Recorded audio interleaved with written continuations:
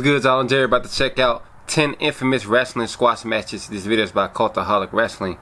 One of the worst squash matches I've seen in a long time would have to be when, my bad, y'all, the lights, I cut the ring light off, was when Brock Lesnar squashed Kofi Kingston in the championship match defense. Kofi was defending his championship on the first ever live episode of SmackDown Live when SmackDown moved to Fox.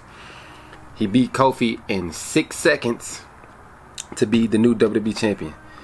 And they, like, Kofi then went and prior to that match, Kofi beat just about everybody. There was a big star. He beat Kevin Owens, he beat Randy Orton, he beat some more people I can't think of, like Daniel Bryan. He beat Daniel Bryan at WrestleMania. And they was building Kofi to be a credible champion, only for him to lose in 6 seconds to Brock Lesnar. Between four to 6 seconds to Brock Lesnar. So we about to hop into this video, man. Let's go. Squash matches are supposed to be a standard piece of business. Over and done with before you really have time to even think about them. They're not necessarily designed to live long in the memory. There have been thousands of televised squash matches over the years, and the vast majority of them are innocuous. Daniel Bryan and Sheamus. Not these bad boys, though. Whether it was due to the participants, the content from WrestleMania, I want to say 28. The following bouts may have been short, but they sure were spectacular in their own way. I'm Adam Pachisi from Cultaholic Wrestling, and these are 10 infamous pro wrestling squash matches. Join us. Number 10, Rick Rude versus Mark Starr. Right near the top of my list of wrestlers I would try to avoid pissing off at all costs sits Rick Rude. Rick Rude, ravishing Rick Rude. Mean, and with one of the most impressive moustaches in the game, Ravishing Rick was a feared man in any locker room. Now, I'm not entirely sure just what English journeyman Mark Starr did to irk Rude before they clashed in a WCW International World Heavyweight title match at the April 21st, 1993 Saturday night tapings, but something was clearly off from the start. Rude stared down his opponent and then proceeded to beat the ever-loving jobber out of him with brutal clotheslines and a rib-shattering punt to the midsection after Starr made the mistake of catching the champ's kick and forcing him to hop around on one foot. Starr made another mistake when he attempted to fire back with slaps, earning him a straight punch to the jaw for his troubles. In some ways, it was totally routine as Rude got the win within 4 minutes, but watching it back, there is clearly something amiss. Interestingly, this was Rude's second last match ever, as he suffered a career-ending back injury in Japan just a couple of weeks later. Number 9, David Sammartino versus Ron Shaw. David Sammartino might not have been close to the star his legendary father Bruno was, I never heard of him. Still expect him to beat the lowly Ron Shaw, wouldn't you? Well, Ron Shaw certainly did when the two met at the Philadelphia Spectrum on November 22nd, 1985, as did WWE management. Sammartino had different ideas though and decided to throw a spanner in the works by having his opponent go over instead. Rather than win as scheduled, he first tried to lose by pinfall, only for Shaw to pull him off the mat at the last second, which the commentators covered for by claiming that he was being arrogant. But when Ron put him in a bear hug, the son of the living legend very quickly and very clearly submitted. What the hell? Cue a lot of confusion on the part of Shaw, the referee, ring announcer Mel Phillips, and announcer he must didn't like wrestling. Years later, David would admit to throwing the match as a way to stick it to Vince McMahon, who he felt was arrogant and playing politics with his career. Well, all I can say is you sure showed him, mate. I don't think Vince was ever quite the same after you lost to Ron Shaw. Number 8, Daniel Bryan versus Sheamus. Yeah, WrestleMania. Daniel Bryan and 28. Sheamus had to have been disappointed that their United States title lumberjack match was shunted onto the WrestleMania 27 pre-show.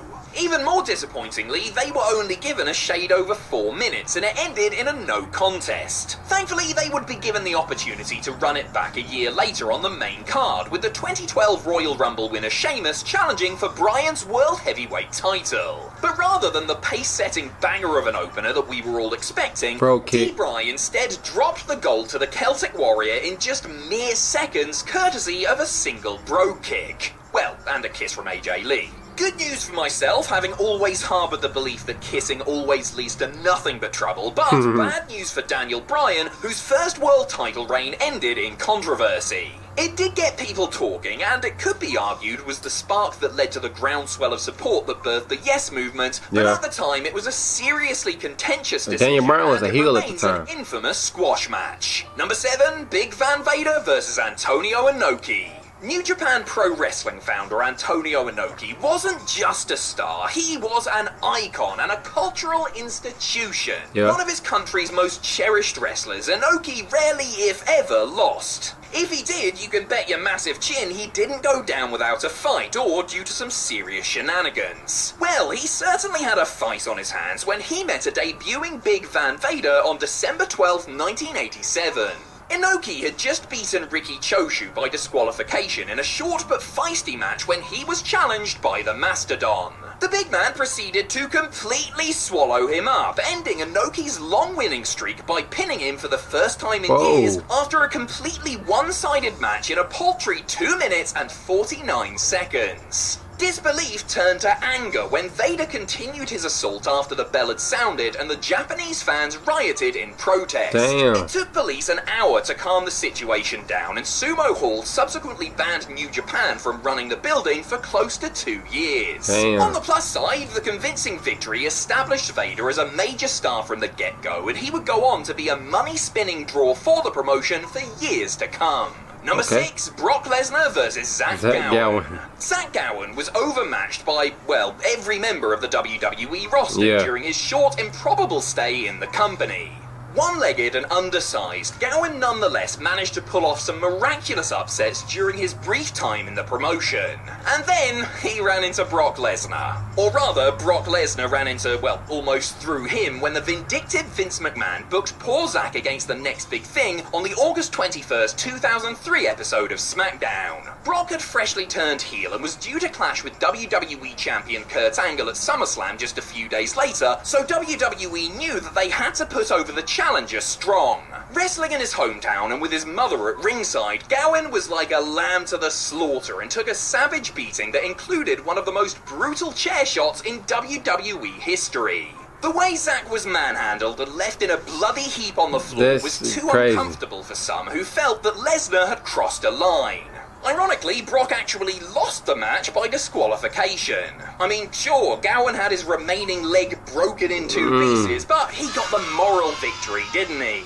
Number 5, Goldberg versus Brock Lesnar. WrestleMania 20. It is no surprise to see Brock Lesnar steamrolling through anyone, given his explosiveness and legitimacy. As well as the fact that, you know, he isn't exactly... No, that was 2018, However, wasn't it? It is altogether more jarring to see someone else dominate 2018? him.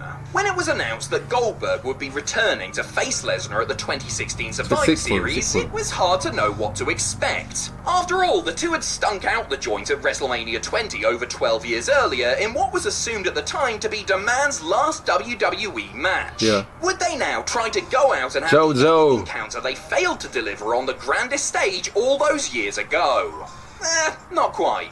One shove, 2 spears and a jackhammer later, and the former WCW heavyweight champion had knocked off his old rival in 86 exhilarating seconds. It was awesome, yes, but also came out of absolutely nowhere and was an unprecedented loss for the Beast Incarnate, who had been protected and definitively beaten everyone over the course of the preceding 2.5 years. Number 4, the Skyscrapers versus Avalanche and Mike Blackwell. If you were a jobber back in the day, you turned up... Should we consider Brock Lesnar versus John Cena from, what was that, SummerSlam? When Brock sent John Cena to Suplex City? Should that be a squash match? Because that match was hell up one-sided. Fluctuated massively from the very good to the downright incompetent. Like Mike Blackwell, the man who decided to no-sell the offense of... Let me just check my notes here. Sid Vicious and Dan Spivey. Despite being half the size of both members of the Skyscrapers, Blackwell thought it would be in his best interest to shrug off their moves and strikes and bounce back to his feet the second he hit the mat. It was not in his best interests. Taking matters into their own hands, Sid and Dan decided to give him a legitimate kicking after they finally managed to get him down long enough to win the match. Spivey, in particular, seemed to relish throwing a couple of live rounds at the uncooperative Blackwell, who, it should be noted, promptly utterly disappeared off the face of the earth. Now, I'm not suggesting that the skyscrapers killed him or anything, but our man Dan did cryptically say, things got worse for Blackwell when he got backstage. Oh Number my 3, God. The Ultimate Warrior versus Triple H. Feeling the heat as WCW gained ground in the Monday Night Wars, WWE called upon one of their biggest and most problematic stars from the past in the run-up to WrestleMania Ultimate 12. Warrior.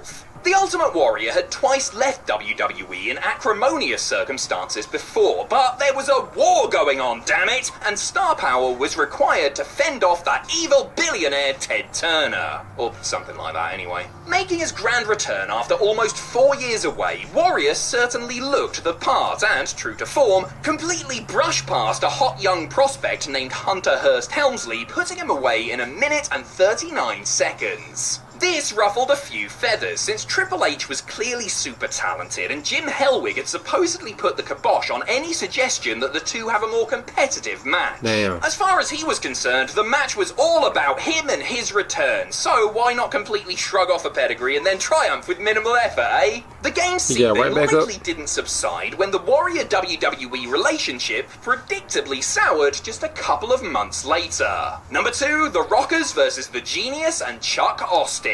It's amazing to think now, but decades ago it was not uncommon for barely trained wannabe grapplers to wrestle on global television. WWE needed a constant supply of warm bodies for their stars to squash, and they often were not properly vetted and their inexperience went unquestioned. That was the case for Chuck Austin, just 6 months into his training when he somehow convinced WWE officials to let him perform at their television tapings in Tampa, Florida on December 11th, 1990.